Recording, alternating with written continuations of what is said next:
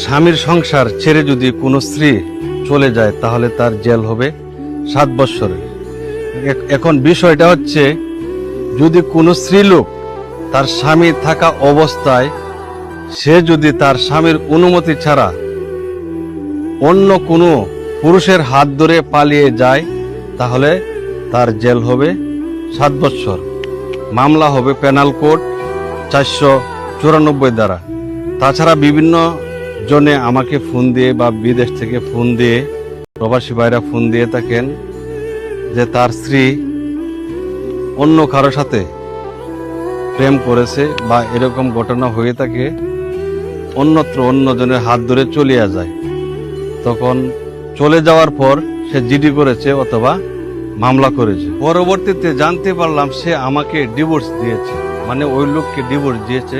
কিন্তু দেখা যায় ওই স্ত্রী